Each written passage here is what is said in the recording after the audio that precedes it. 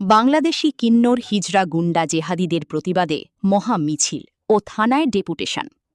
আজ ২৯ জুলাই বুধবার বিকেল ৪টায় association of transgender hijra in Bengal সংগঠন আয়োজিত বাংলাদেশি কিন্নরদের অত্যাচারের প্রতিবাদে রবীন্দ্র সদন এক্সাইড মোড় থেকে ভবানীপুর থানা পর্যন্ত মহা মিছিল করলেন এবং ভবানীপুর থানায় গিয়ে ডেপুটেশন দিলেন।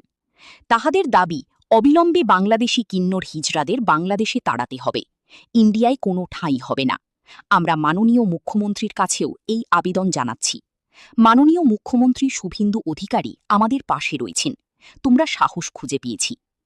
এই মিছিলে উপস্থিত ছিলেন রঞ্জিতা সিনহা, পামিলা, রূপালী, পপি, দীপা, বুলবুল সহ বহু লড়াকু কর্মীবৃন্দ। বেশ কয়েকজন কিন্নর হিজড়া, জেহাদি, রোহিঙ্গা, ক্রিমিনাল কর্মীদের প্রতিবাদে এই মহামিছিল, যাদের জন্যে আমাদের প্রাণের সংশয়, যাহারা বাংলাদেশ থেকে এসে রাজত্ব করছে, হুমকি দিচ্ছে এবং ভারতবর্ষকে নৈরাজ্যের সৃষ্টি করছে, লক্ষ লক্ষ টাকা দিয়ে সবার মুখ বন্ধ করে রেখেছে। তাহাদের মধ্যে চিজভাবে নাম উঠে আসছে হীরা, নন্দিনী, রত্না, আবু, বন্দনা, চম্পা, লতা প্রভৃতি কথা। আমরা মিছিলের মধ্য দিয়ে দেশবাসীর কাছে একটাই বার্তা পাঠালাম, এই ধরনের বাংলাদেশি রোহিঙ্গারা যদি আপনাদের উপর অত্যাচার করে, আপনারা আমাদেরকে জানাবেন। এদের সবাই আছে, এরা জোর করে ভয় দেখিয়ে মুসলিম ধর্ম গ্রহণ করাচ্ছে। এদের দেশে বাচ্চা কাচ্চা রয়েছে, নাম ভাঙিয়ে এই দেশে রাজত্ব করছে, এমনকি বাড়ি ভাড়া নিয়ে সেখানে মুসলিম ছেলেকে বিয়ে করে বসবাস করছে। তাদেরকে হাতিয়ার করে হুমকি, জোর জুলুম এবং লক্ষ লক্ষ টাকা আদায় করছে। আমাদেরকেও বিনা দোষে কেস থানায় পাঠাচ্ছে, বড় বড় অঙ্কের টাকা দাবি করছে, আর দিন না বলে আমাদের উপর অত্যাচার করছে। এ আর হতে দেব না। রোহিঙ্গাদের দেশে তাড়াবো। আমাদের দেশের সকল ভাই বোনেরা জেগে উঠেছে, তাই প্রশাসনের কাছে অনুরোধ করব যাহাতে হস্তক্ষেপ করে রোহিঙ্গাদের বাংলাদেশে পাঠানো হয়। এবং এর সাথে সাথে জানাই, আমরা একইভাবে বিভিন্ন থানায় ডেপুটেশন দেব। রিপোর্টার সমরেশ রায় ও শম্পা দাস, কলকাতা, পশ্চিমবঙ্গ।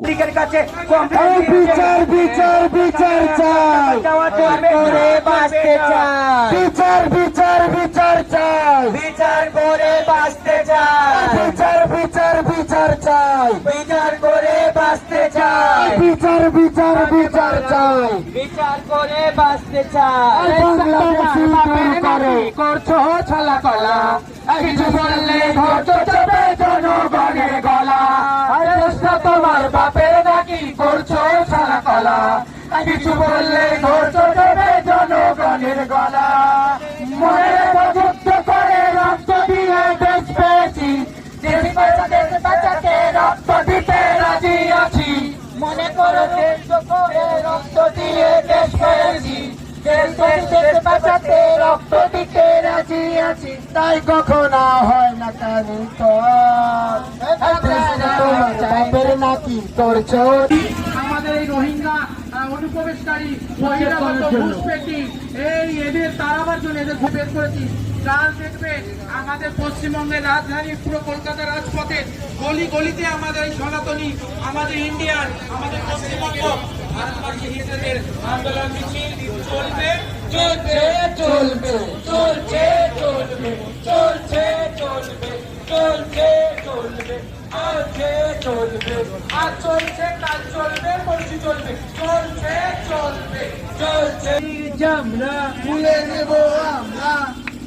আজকে আমরা ভবানীপুরে যে র্যালিটা বার করেছি, আমার মায়েরা, বোনরা, আপনারা যে ফেসবুক করছেন, গুগল করছেন, ইনস্টাগ্রাম করছেন, আপনাদের থেকে এই আশা রইল, এই যে রোহিঙ্গা বাংলাদেশি হিজড়েরা আমাদের কলকাতা প্রবেশ করেছে, সেই বাংলাদেশিদেরকে দূর করার জন্য আমরা যত নাগরিক হিন্দুস্তানি, আমরা যত বাচ্চা আছি,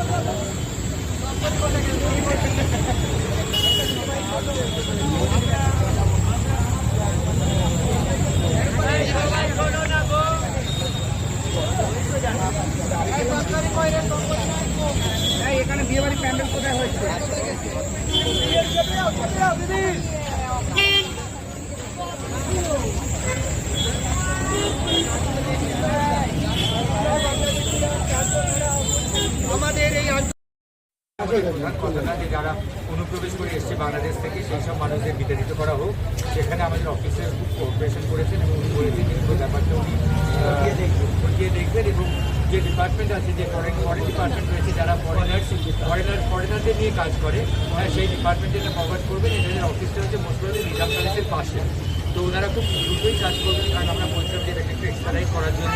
তো আমাদের বললেন যে আমরা আমাদের দিক থেকে যেগুলো করার যে ডিপার্টমেন্টে পাঠানো, কোনো ফরেন ডিপার্টমেন্ট রয়েছে সেটা সরকারি দপ্তরের মধ্যে যারা এই ফরেনারদের নিয়ে অনুপ্রবেশকারীদের নিয়ে কাজ করে, অর্থাৎ যে আমরা যাদের নামে যে মূলত রুম অফিসে এবং তাদের কিন্তু এনারা ওখানে ডেকে পাঠাবে এবং এখান থেকে এইগুলো এক সপ্তাহের মধ্যে ওখানে যাবে, এক সপ্তাহের কম সময় লাগবে। নেক্সট মানডে হয়তো এই ডিপার্টমেন্টে আমরা একটু ওনাদের সাথে কথা বলবো। আমাদের এসে আমরা এখানে জমা দিয়েছি, আমি এরিয়ায় থাকি, ভবানীপুরে লাইফ গেট দিয়েছে আমাকে এবং আমার সাংঘাতিক ক্ষেত্রের মধ্যেই আমরা আছি যে কী হবে কি না হবে। উনি আশ্বাস দিয়েছেন যে ফোন নাম্বারও দিয়ে দিলেন যে কোনো রকমের অসুবিধা হলে রাত বেরাতে আপনি কন্ট্যাক্ট করবেন। আমাদের আশ্বাস পাওয়ার পরে আমার মনে হচ্ছে যে আজও সরকার কিছু হলে, সরকার তো আগেই বলেছিল আমরা থানা থেকেও আশ্বাস পেলাম, দেখা যাক কী হয়, নাহলে আসতে সময় সব থেকে বড় কথা যে আমাদের যে বক্তব্যটা সেটা আমরা ওনাদের কাছে ঠিকঠাক তুলতে পেরেছি আজ, কারণ ওরা আমাদের যখন ডেপুটেশনটা দেখছিলেন ওরা যে অ্যাঙ্গেলটা থেকে দেখছিলেন সেটা কিন্তু আমাদের আজকের এর মধ্যে পড়ে না, কারণ ওনারা আমাদের এই ট্রান্সজেন্ডার প্রোটেকশন অ্যাক্ট বলছিলেন। তো আমরা সেখানে বললাম যে সেটা নিয়ে কিন্তু আমাদের আজকের এই দরকার নয়। আমাদের মুখ্যত কথা হচ্ছে যে তারা বাংলাদেশ থেকে মানে ইলিগালি অনুপ্রবেশ করে এসেছেন, তাদের ওখান থেকে বিতাড়িত করা হোক, যেরকম আজকে পশ্চিমবঙ্গ সরকার যেখানে বলছেন যে অনুপ্রবেশকারীদের আমরা এখানে রাখবো না, সেটা পুরুষ হতে পারে, নারী হতে পারে, সেখানে কিন্নারা বাদ যাবে কেন? যারা মুখ্যত ক্রিমিনাল, প্রত্যেকজন মানুষ বাংলাদেশে তাদের সঙ্গে কিন্তু আমাদের বিরোধ নই, যারাই কিন্নারদের মধ্যে রয়েছেন এবং ক্রিমিনাল আইডেন্টিফাইড ক্রিমিনাল, তাদের আইডেন্টিফাই করা হোক, তাদের কিন্তু ব্যবস্থা নেওয়া হোক। সেটা আমরা দেখলাম যে এনারা আমাদের সঙ্গে কোঅপারেশন করেছেন এবং বলছেন যে আমরা সংশ্লিষ্ট ডিপার্টমেন্টে আপনারা ডেপুটেশন পাঠাবো, আমার উপরে যোগাযোগ করা সব্য নায়কের উপরে, কালাবাজি নায়কের উপরে, আনিস নায়কের উপরে ডেট দিয়েছে, যে কোনো সময় ওরা আমাদেরকে যেখানে এসে মারতে পারে, সেটাও আমরা তুলে ধরলাম এবং সেই থানাগুলোতে ওনারা আশা করি কথা বলবেন এবং ভবিষ্যতে সরকার। এরপরে আমরা প্রত্যেকটা থানায় রেজিস্ট্রেশন জমা দিয়েছি, এবার কলকাতার প্রত্যেকটা থানায় আমরা রেজিস্ট্রেশন জমা দিই। আমরা যে ডেপুটেশনটা জমা দিয়েছি ওটা কি লিখিত জমা দিয়েছেন? লিখিত কপি আছে আমাদের কাছে, এই মুহূর্তে আছে। আমাদের প্রেসকে যদি দু একটা দেন খুব ভালো হয়। একটা আমরা নিরব দিয়ে দিচ্ছি, এটা আমরা আজকে রিসিভ করলাম। আর ওনারা আশ্বাস দিলেন যে লাইফের যাদের উপরে 4 জনের উপরে আছে, এই 4 জনের উপরে ওনারা যতটা পারবেন আমাদের ভারতের সাথে থাকার চেষ্টা করবেন। যে কোনো সময় জানালে আমাদের হেল্প করবেন এবং তৎপর হবেন যাতে কোনো রকমের অত্যাচার বা আমাদের কোনো অত্যাচার না হয় এবং আমরা এই লড়াইটা আরও ডেপুটেশন অন্যান্য থানার প্রত্যেকটা বিভিন্ন থানায় পশ্চিমবঙ্গের মধ্যে প্রত্যেকটি থানাতে